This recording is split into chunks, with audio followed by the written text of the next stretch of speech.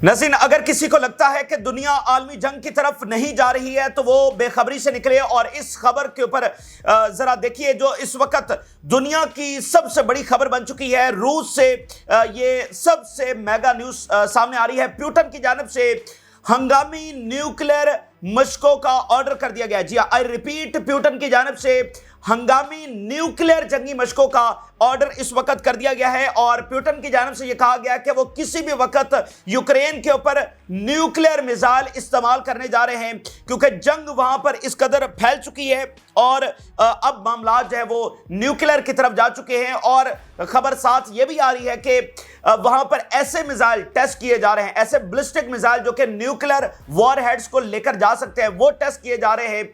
और ये मिसाइल किस मुल्क के ऊपर अटैक करने के लिए टेस्ट किए जा रहे हैं? ये फ्रांस, बर्तानिया, अमेरिका, इन मुल्कों के ऊपर। और ये चंद मिनट के अंदर मिसाइल जो है वो इन तमाम बड़े नेटो कंट्रीज के अंदर पहुंच सकते हैं। वो बैलिस्टिक मिसाइल भी इस वक्त रूस की जानिब से जो है वो टेस्ट किए जा रहे हैं। यूक्रेन को लॉन्ग रेंज मिसाइल देने का फैसला किया गया है पेंटागन की जानिब से, नेटो की जानिब से, और उसके जवाब के अंदर ही ये ऑर्डर आया है। पेंटागन ने कहा है कि अब यूक्रेन के ऊपर किसी किस्म की कोई रिस्ट्रिक्शंस नहीं होंगी, किसी किस्म की कोई पाबंदियां नहीं होंगी। वो रूस के अंदर जिस भी टारगेट को निशाना बनाना चाहता है वो उसको निशाना बनाए, और उसके लिए जो लॉन्ग रेंज मिसाइल हैं वो हम यूक्रेन को देने जा रहे हैं। तो उसके जवाब के अंदर प्यूटन ने कोई बात नहीं की। उसके जवाब के अंदर प्यूटन ने सिर्फ फौरी तौर पर न्यूक्लियर जंगी मशकों का ऑर्डर किया और सिर्फ इतना बयान रशिया की जानिब से जारी हुआ है कि अगर लॉन्ग रेंज मिसाइल उनकी तरफ आएगा तो उस लॉन्ग रेंज मिसाइल का जवाब न्यूक्लियर मिसाइल के साथ दिया जाएगा। और दिस इज एंड, मतलब इसके बाद हमारी कोई बात नहीं है, क्योंकि ये इशू काफी पुराना चलता आ रहा है, ये अभी का इशू नहीं है लॉन्ग रेंज मिसाइलों वाला। तो प्यूटन की जानिब से, रशिया की जानिब से कैटेगोरिकली ये बात सामने आई है कि जो पहली मिसाइल हमारे तरफ आएगी उस पहली मिसाइल का जवाब न्यूक्लियर मिसाइल से जो है वो दिया जाएगा। तो दुनिया में इस वक्त तशवीश बहुत बढ़ गई है। पूरी दुनिया इस वक्त खौफ के अंदर मुब्तला है कि अगर प्यूटन ने ये इंतहाई इकदाम उठाया है तो प्यूटन इस लेवल का इकदाम, देखें 2 साल से तो जंग चल रही है, तो ये पहली बार ऐसा हुआ है और शायद दहाइयों में पहली बार ऐसा हुआ है कि रशिया की जानिब से न्यूक्लियर जंगी मशकों का आगाज किया गया। ये शायद दहाइयों में पहली बार ऐसा हो रहा है। तो दुनिया को पता है कि प्यूटन और चाइना अगर कोई इकदाम उठाते तो वो बिला वजह नहीं होता, तो अगर उन्होंने उठाया है तो ये किस लेवल की संगीनी का मामला है। और ये बात तो दुनिया के बच्चे को पता है कि अगर लॉन्ग रेंज मिसाइल मॉस्को के ऊपर जाकर गिरेंगे तो प्यूटन और रशिया इस बात को अफोर्ड नहीं कर सकते हैं।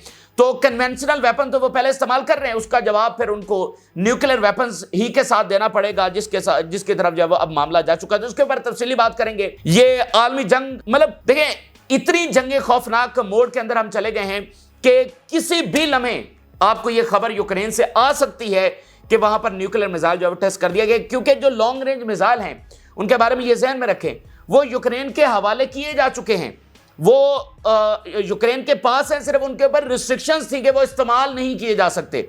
तो यूक्रेन किसी भी लम्हे अब उनको इस्तेमाल कर सकता है और रशिया कह रहा है कि उसका जवाब हम न्यूक्लियर के साथ जब वो देंगे। तो कई सालों की जंग के बाद हम इस नहज के ऊपर पहुंच गए हैं कि किसी भी लम्हे ये मामला होने जा रहा है। इसी दरमियान मिडिल ईस्ट में 2 बहुत बड़े वाकयात हो गए हैं। मिडिल ईस्ट में इन 2 वाकयात के बाद जंग बहुत तेज हो गई है। नज़ीर, सदरन लेबनान के अंदर शदीद लड़ाई जारी है, जहां पर अब तक की सबसे बड़ी खबर आ रही है। जब से ग्राउंड ऑपरेशन शुरू हुआ है सबसे बड़ी खबर सामने आ रही है, 10 इजरायली ऑफिसर्स वहां पर मारे गए। 10 इजरायली ऑफिसर्स सदरन लेबनान के अंदर मारे गए हैं।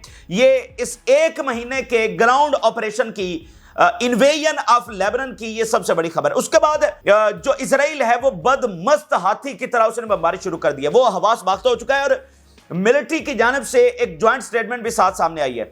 उन्होंने कहा है कि नेतन्याहू हमें तबाही की तरफ लेकर जा रहा है और हम ये एडमिट करते हैं और हम इस बात के ऊपर इत्तेफाक करते हैं कि थ्रू आउट द आर्मी वो एग्जॉस्ट हो चुकी है, वो लड़ने के काबिल नहीं है, लेकिन नेतन्याहू उसके बावजूद उनको आगे से आगे ड्रैग कर रहा है।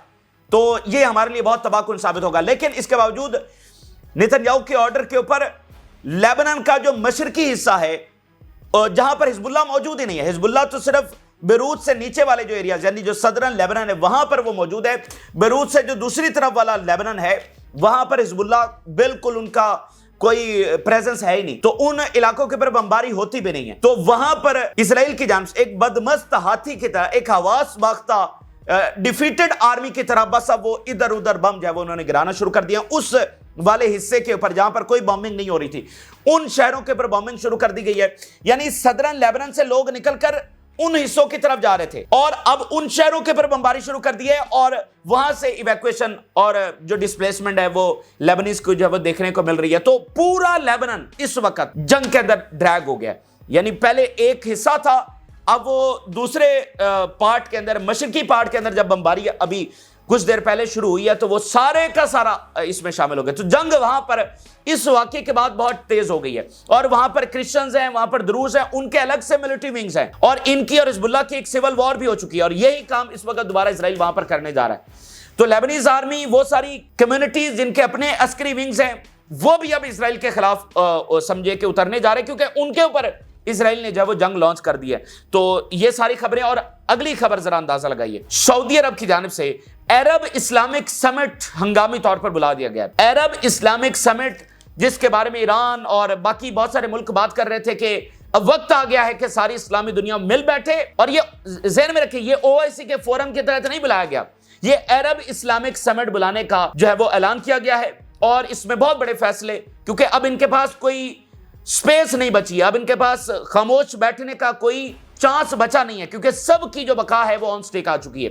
तो ये बहुत बड़ी खबरें हैं, आपके साथ शेयर करेंगे। जिन लोगों ने चैनल को सब्सक्राइब नहीं किया उनसे रिक्वेस्ट करेंगे चैनल को जरूर सब्सक्राइब कर लें ताकि हर आने वाली वीडियो आप तक पहुंच सके। नाज़रीन, आगाज हम रूस से करते हैं। प्यूटन की जानिब से जो बहुत बड़ा ऑर्डर सामने आया। नाज़रीन, हम पिछले कई महीनों से जो चीजें डिस्कस कर रहे हैं, जो निशानियां, जो प्रेडिक्शंस हम कर रहे हैं कि दुनिया किस तबाही की तरफ जा रही है, वो आज आपके सामने एक एक ठीक और सच साबित होती नजर आ रही हैं कि कहीं पर भी हम अमन की तरफ नहीं बल्कि हम उस अजीम और आलमी जंग की तरफ, खौफनाक तरीन जंग जिसमें सब मलिया मेट हो जाएगा, जिसमें कोई फाते नहीं होगा, बल्कि दुनिया में ऐसी तबाही आएगी जो आज तक नहीं आई, तो उसकी तरफ जो है वो हम बढ़ते चले जा रहे हैं। इस वक्त नाज़रीन दुनिया के अंदर दो ऐसी एक्टिव वॉर्स जारी हैं जो कि जहां से मतलब जो वर्ल्ड वॉर है वो छिड़ने जा रही है।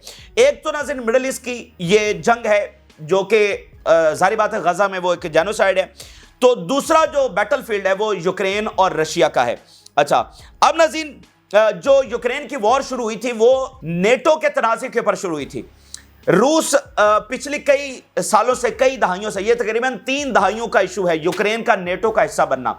अच्छा, 3 दहाइयों से रशिया बार बार ये कहता रहा कि यूक्रेन को नेटो का हिस्सा ना बनाया जाए और फिर जॉर्जिया के हवाले से भी इशू चला। जॉर्जिया को भी रूस ने कहा, जो तुर्की वाली साइड के ऊपर यानी जो ये वाले बॉर्डर्स हैं वहां पर जॉर्जिया है, जॉर्जिया को कहा कि नेटो का हिस्सा ना बनाएं और नहीं तो हम एंटर हो जाएंगे। लेकिन वो आगे नेटो बढ़ा और फिर रूस की फौजें जॉर्जिया में एंटर हुई। फिर जो है वो यूक्रेन से नेटो और अमेरिका पीछे नहीं हटे बल्कि रूस को प्रवोक करते रहे। फिर जो 2018, 19, 20 ये वाले साल थे, इसमें प्यूटन ने बहुत कैटेगोरिकली कहा कि हमें मजबूर ना किया जाए, यानी नेटो का हिस्सा यूक्रेन को ना बनाया जाए। इसकी कोई ऐसी तुक बनती नहीं है कि जब इतने कंट्रीज हैं तो हमारे एक तरफ वाले बॉर्डर्स को तो शामिल ना किया जाए नेटो के अंदर। बहरहाल अमेरिका पीछे नहीं हटा और उन्होंने कहा कि हम तो बनाएंगे।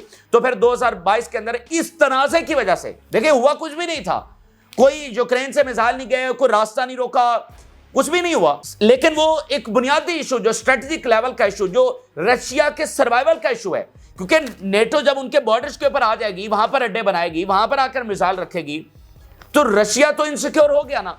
तो इस बात के ऊपर जो है वो रूस दाखिल हो गया। अब जरा अंदाजा करिए 1 मिलियन कैजुअलिटीज जो ताजा तरीन रिपोर्ट सामने आ रही है, 1 मिलियन कैजुअलिटीज इस जंग के अंदर हो चुकी हैं। इतनी ये तबाहकुन जंग बन चुकी है। 10 लाख लोग ऑलरेडी इसका जो है वो निशाना बन चुके हैं। अच्छा, अब नाज़रीन ये जंग जो है वो नेटो और रूस के सर्वाइवल की जंग बन चुकी है, यानी ये इस स्केल के ऊपर जंग जा चुकी है। पिछले कई दहाइयों में रूस और नेटो की जंगें हुई हैं, लेकिन इस जंग की बिल्कुल डिफरेंट अहमियत है।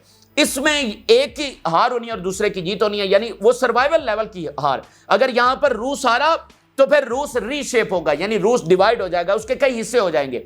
जैसे कोल्ड वॉर के बाद रूस के कई हिस्से हुए थे, तो अब भी रूस के कई हिस्से जो है वो यहां पर होने जा रहे हैं। तो इसीलिए ये जंग सबसे ज्यादा खतरनाक है। अब नाज़रीन प्यूटन की जानिब से कई जंगबंदी के प्रपोजल्स दिए गए, वो सारे रिजेक्ट हुए। उसके बाद फिर ब्रिक्स बनाने की जरूरत पेश आई, यानी ब्रिक्स को आगे मजबूत करने की जरूरत पेश आई। जब प्यूटन को लगा कि रूस के खिलाफ तो इस हद तक फैसला हो चुका है कि उसको डिवाइड करना है और उसको तबाह करना है, तो वहां पर जो करेंसी का ऐलान हुआ, डीडॉलराइजेशन का ऐलान हुआ, तो हमने कहा कि यह ऐलान जंग है। और इसको किसी तौर पर अमेरिका और नेटो और वो सारे जो वो कबूल नहीं करेंगे। नेटो भी तो डॉलर के ऊपर खड़ा हुआ है। अच्छा, तो नेटो और अमेरिका को जाहिर बात है गुस्सा आया, उनके लिए नाकाबिले कबूल था। साथ फिर यूक्रेन की फौजें भी वहां पर पहुंच गई, ठीक है। तो उसके बाद यूक्रेन और नेटो और अमेरिका की जानिब से यह इकदाम सामने आया है कि पेंटागन की जानिब से यह अनाउंसमेंट सामने आई कि वो यूक्रेन को लॉन्ग रेंज मिसाइल जो है वो देने जा रहे हैं। ये वही लॉन्ग रेंज मिसाइल वाला इशू है जो आज से 1-1.5 माह पहले चला था, और पुतिन ने कहा था कि अगर लॉन्ग रेंज मिसाइल दिए गए तो फिर ये रशिया वर्सेस नेटो हो जाएगा, ये डायरेक्ट वॉर हो जाएगी। और उसके बाद फिर इसको डिले कर दिया गया था, और हमने उस वक्त भी आपको कहा था कि ये डिले हुआ है, ये मामला खत्म नहीं हुआ है, क्योंकि जब ओवरऑल आपके पास जंग का कोई सोल्यूशन नहीं है तो ये मसला कल को फिर आकर खड़ा हो जाएगा आपके सामने। तो वो इस वक्त खड़ा हो गया। उसमें नई एडिशन ये हुई है, शायद पेंटागन इसको मजीद भी डिले करता कि वो इलेक्शन के बाद इसको ले जाता, या मतलब इसको मजीद डिले किया जा सकता था, लेकिन क्यों नहीं किया जा रहा? डी-डॉलराइजेशन, नई करेंसी का ऐलान। ये वो सबसे बड़ी चीज है कि अमेरिका इसको अफोर्ड नहीं कर सकता। रूस को तबाह करेंगे तो ये मामला रुकेगा, इसके अलावा तो वो रुक नहीं सकता। तो इसलिए उन्होंने लॉन्ग रेंज मिसाइल देने का जो है वो फैसला कर लिया, और उन्होंने कहा जी अब कोई रिस्ट्रिक्शंस नहीं होंगी यूक्रेन के ऊपर। जरा ज़ेलेंस्की के बयानात और पेंटागन के बयानात देखिए, दुनिया का मीडिया इस वक्त भरा पड़ा है। Zelensky, yes I asked Joe Biden for Tomahawk missiles. अब ये लॉन्ग रेंज टोमाहॉक मिसाइल्स हैं, ये तकरीबन 300 किलोमीटर से ज्यादा तक जो है वो अटैक कर सकते हैं। Zelensky asked US for Tomahawk missiles as part of victory plans secret part. Zelensky strongly hints Ukraine seeking Tomahawk missiles from US. No new limits on Ukraine's use of US arms if North Korea joins Russia's fight, Pentagon says. अब वो कह रहे हैं चूंकि north Korea यहां पर आ गया, जो कि हमने आपको कहा था कि ये पिक्चर अब बहुत कम्प्लेक्स हो गई है। और जब ये नॉर्थ कोरिया की फौजें आई थी तो ज़ेलेंस्की ने कहा था this is the first step toward world war. तो पिक्चर तो कम्प्लेक्स हो गई। ये पहला मुल्क है जो दो मुल्कों के दरमियान आया है बरह रास्त। अच्छा, अब वो कह रहे हैं कि हम नॉर्थ कोरिया की वजह से ये लॉन्ग रेंज मिसाइल दे रहे हैं, जो कि बात सही है, लेकिन सिर्फ नॉर्थ कोरिया फैक्टर नहीं है, सबसे बड़ा फैक्टर वो डी-डॉलराइजेशन है। अच्छा, तो पेंटागन कह रहा है कि कोई रिस्ट्रिक्शन अब यूक्रेन के ऊपर नहीं होंगी, हमारे वेपन जहां मर्जी जैसे इस्तेमाल मर्जी करें। US will not impose new restrictions on Ukraine use of American weapons if north Korea joins war. अच्छा, अब नाज़रीन, जब पेंटागन की जानिब से ये अनाउंसमेंट सामने आई तो पुतिन ने उसके बाद सबसे पहला जो खबर, यानी इधर से पेंटागन ने अनाउंस किया, उसके बाद रशिया से जो पहली खबर आती है वो खबर ये आती है कि पुतिन ने ऑर्डर कर दिया है कि फौरी तौर पर न्यूक्लियर जंगी मशकों का आगाज है वो कर दिया जाए, और वो आगाज इस वक्त किया जा चुका है। और बहुत सारे मिसाइल टेस्ट किए जा रहे हैं, बैलिस्टिक मिसाइल टेस्ट किए जा रहे हैं। वो बैलिस्टिक मिसाइल जो चंद मिनट के अंदर अमेरिका पहुंच सकते हैं, यानी 30 मिनट के अंदर वो अमेरिका के सिटीज के अंदर पहुंच सकते हैं, और चंद मिनट के अंदर वो पेरिस पहुंच सकते हैं, और फिर चंद मिनट के अंदर वो बर्तानिया पहुंच सकते हैं। वो बैलिस्टिक मिसाइल इस वक्त टेस्ट किए जा रहे हैं रूस की जानिब, यानी जो न्यूक्लियर वॉरहेड्स ले जाने वाले मिसाइल्स हैं वो टेस्ट किए जाए। अभी तक कोई न्यूक्लियर धमाका नहीं हुआ है, लेकिन न्यूक्लियर जंगी मशकें अब जारी बात है वो धमाके करके थोड़ी होनी है। एक आध शायद धमाका कोई किया जाएगा, लेकिन वो सारे मिसाइल्स और न्यूक्लियर जो वॉरहेड्स हैं वो इस वक्त टेस्ट किए जा रहे हैं, और जो चंद मिनट के अंदर पहुंचेंगे, ठीक है। तो इसके बाद दुनिया में जो है वो पूरी तरह से खलबली मच गई। और यूक्रेन के हवाले से एक और बात बताएं कि यूक्रेन ने 1,60,000 नई फौज भी भर्ती करने का ऐलान किया। उसके बाद ये पुतिन ने अनाउंस किया, और पुतिन ने कहा कि अगर वहां से मिसाइल आएगी तो उसका जवाब हम किससे देंगे? न्यूक्लियर मिसाइल, यानी हम कोई कन्वेंशनल जवाब नहीं देंगे, वहां से जो ही मिसाइल हम तक पहुंचेगी उसका जवाब न्यूक्लियर मिसाइल से दिया जाएगा। और ये दो टोक बात है, इसमें कोई तब्दीली नहीं होगी, ये दुनिया जान ले, ये वेस्ट पूरी तरह से जान ले। CNN क्या रिपोर्ट कर रहा है? Putin orders tactical nuclear weapons drills in response to western threats. Putin gives rambling TV address after ordering nuclear forces drills. Putin orders nuclear drills as Ukraine war enter most dangerous phase. 2 साल से अब ज्यादा का अरसा हो गया है, तो ये सबसे डेंजरस तरीन मोड के अंदर हम आ गए हैं। Nuclear ready, Putin orders surprise world war 3 nuclear drills. Associated Press. Putin launches drills of Russia's nuclear forces simulating retaliatory strikes. उधर से आएगी लॉन्ग रेंज, तो रिटेलिएटरी हम क्या करेंगे?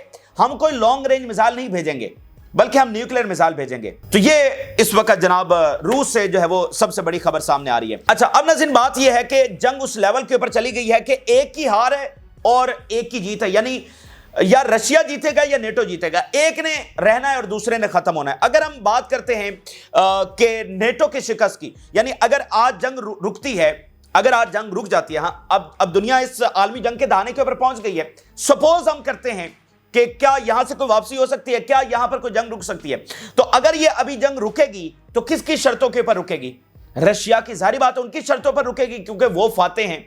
अच्छा, तो अगर उनकी शर्तों पर रुकेगी तो सबसे पहले उनकी शर्त है कि नेटो का हिस्सा नहीं बनेगा। तो नेटो तो हार गया, नेटो के लिए इतना पैसा बर्बाद हुआ और मतलब एक रशिया ने पूरे नेटो से जंग जीत ली, तो ये नेटो का तो कोलैप्स है। तो नेटो इसको अफोर्ड करने वाला नहीं है, अमेरिका जो है वो इसको अफोर्ड करने वाला नहीं है। जब हम बात करते हैं कि क्या रशिया इसमें हार सकेगा, तो रशिया हारेगा तो फिर न्यूक्लियर जंग से होकर हारेगा।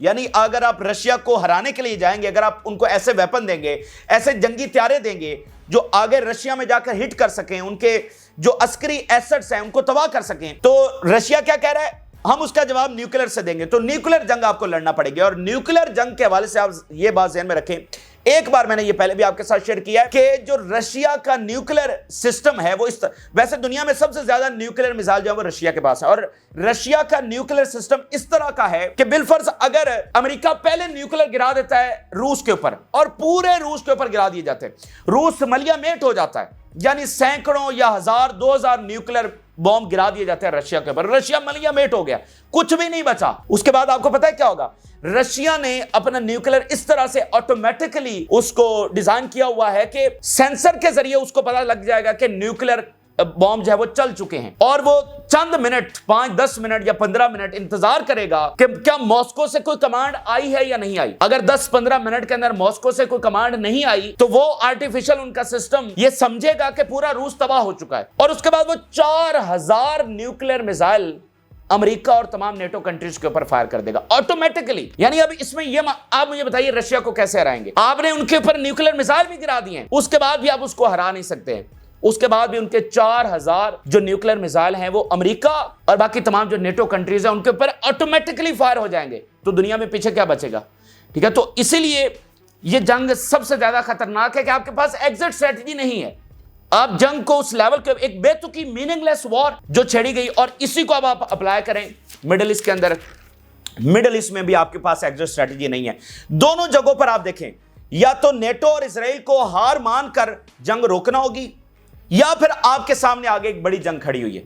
या तो हार मानकर दोनों, वहां नेटो यहां पर इजराइल, जंग रोक दें। अगर ये नहीं रुकती तो फिर हम देख रहे हैं कि हम एक बड़ी जंग की तरफ जा रहे हैं। तो ये यूक्रेन और रशिया से आने वाली बड़ी खबरें, और मैं अगेन आपको कह रहा हूं ये मामला थमने वाला नहीं है, ये डिले हो जाएगा, ये कहीं रुक जाएगा।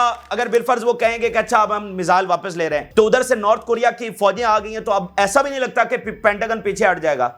तो ये 10 दिन 15 दिन अगर डिले हुआ तो हुआ, 1 माह डिले हुआ, या फिर देखें ट्रंप अगर आ जाता है तो ट्रंप से उम्मीदें हैं कि वो जो यूक्रेन की जंग खत्म करेगा, लेकिन ट्रंप कैसे खत्म करेगा, एक सवाल तो ये। दूसरा, जो करेंसी वाला मामला है उससे वो कैसे पीछे हटेंगे? मतलब वो ब्रिक्स तो करेंसी से पीछे नहीं हट रही, तो अमेरिका को ये नई करेंसी अफोर्डेबल नहीं है, और अगर अमेरिका पीछे हटता है तो यूरोप तो वही है, तो यूरोप को तो यानी ट्रंप नहीं रोक सकता पैसे देने से।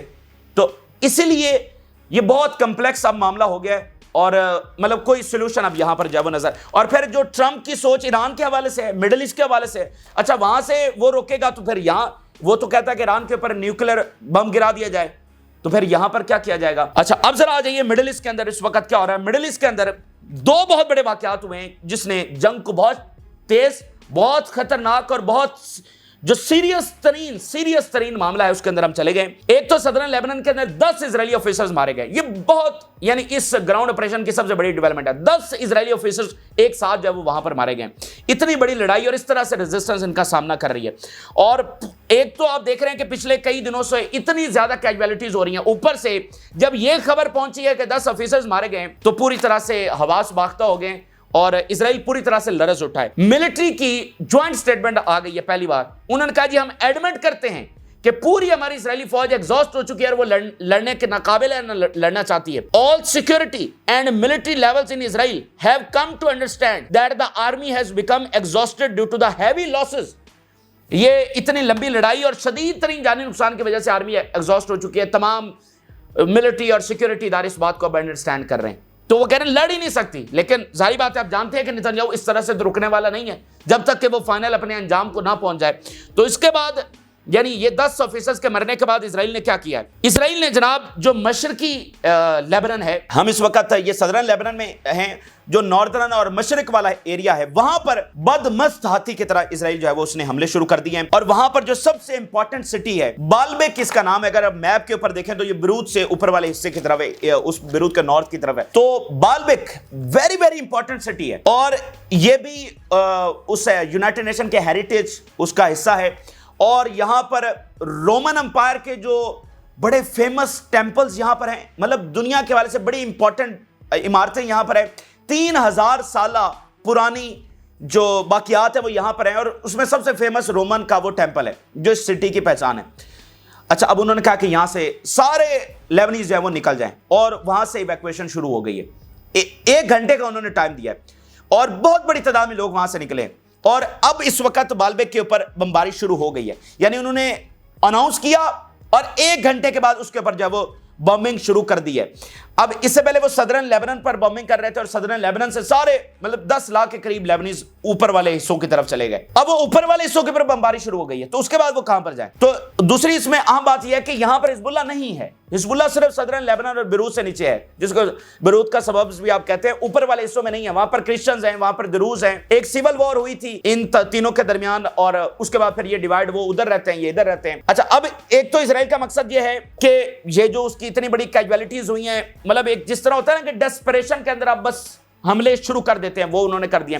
दूसरा, वो सिविल वॉर करवाना चाहते हैं। ये इसराइल की पुरानी मिलिट्री स्ट्रेटजी है कि लोगों को रेजिस्टेंस के खिलाफ करना। तो अब वो जो क्रिश्चियंस के ऊपर बॉम्बिंग कर रहे हैं, तो वो वहां पर एक सेंटीमेंट ये क्रिएट करना चाहते हैं कि ये जो कुछ हमारी तबाही आ रही है ये तो हिजबुल्लाह की वजह से आ रही है। अगर हिजबुल्लाह जंग न छेड़ती तो हमारे ऊपर ये बॉम्बिंग ना होती। तो ये बहुत खतरनाक है और इसका अब शदीद रद्द-ए-अमल हिजबुल्लाह देने जा रही है, डेफिनेटली देगी। लेकिन अब पूरा लेबनान जंग के अंदर जब वो ड्रैग हो गया, तो ये बहुत बड़ी एक्सपेंशन इन पिछले घंटों के अंदर हुई है और बात जब वो आगे से आगे बढ़ रही है। आप जरा देखिए नेतन्याहू की सिक्योरिटी की हालत क्या है। वो बंकर के अंदर बैठा हुआ है, फौज उसकी मर रही है, लेकिन वो बमबारी सिर्फ इसराइल के पास क्या है, जंगी हथियारें, और वो बमबारी कर रहा है सिविलियंस के ऊपर। आज एक उनकी जो मीडिया है उसने ये रिपोर्ट किया कि जो नेतन्याहू की बीवी है, जब ये न्यूयॉर्क से वापस आ रहे थे तो उसने बकायदा F-35 हथियारे मंगवाए कि जब हम दाखिल होंगे तो फिर उनको मतलब सेव किया जाए। उसको खतरा था कि कहीं हिजबुल्लाह के मिसाइल आकर न टकरा जाए। ये आज उनके मीडिया ने इंकशाफ किया। ये उनकी इस वक्त यानी सिक्योरिटी की हालत है। अब आखिर में जो खबर है, बहुत बड़ी खबर, सऊदी अरब ने अरब इस्लामिक समिट बुलाने का ऐलान कर दिया है। कुछ अपने मुल्कों की बेवकूफियों और उनकी बेहिस और बेबस पॉलिसीज की वजह से इतनी बड़ी तबाही हुई है। इजराइल खुद कुछ नहीं कर सकता था, इन सब की ग्रीन लाइट से वो सारा कुछ हुआ। लेकिन अब ये 13 महीनों के बाद अब इनके पास कोई गुंजाइश नहीं बची है और इनके पास कोई जवाब नहीं है इसराइल के साथ खड़ा होने का, और इनकी अपनी बका भी ऑन स्टेक है। तो इसलिए अब ये सामने आ रहे हैं और मतलब इनको स्टैंड लेना पड़ेगा, पीछे नहीं हट सकते, सवाल ही पैदा नहीं होता। तो ये बहरहाल बहुत बड़ी डेवलपमेंट है कि इस्लामी दुनिया अब वो बैठने जा रही है और एक बड़ा समिट जब वो यहां पर कॉल किया गया है, वो नहीं कॉल कर रहे थे। OIC का इजलास कितनी बार हुआ है, तो क्यों नहीं बुलाया गया OIC का? वो इंतजार कर रहे थे तबाह होने का, रेजिस्टेंस का, लेकिन वो तबाह नहीं हुई है। और जो कुछ जुल्म वहां पर हो गए हैं, अब इनके पास स्पेस नहीं है, जवाब नहीं है कि इजराइल के साथ जाकर खड़े हो जाए। तो स्टैंड लेना पड़ेगा क्योंकि जंग इनके दरवाजों तक भी फैल रही है। तो ये बहरहाल इस वक्त की ताजा तरीन तफसीलात है जो आपके साथ शेयर की। आपने राज जरूर आगा करें। जिन लोगों ने चैनल को सब्सक्राइब नहीं किया उनसे रिक्वेस्ट करेंगे चैनल को जरूर सब्सक्राइब कर लें ताकि हर आने वाली वीडियो आप तक पहुंच सके। इजाज़त दीजिए, अल्लाह हाफिज़।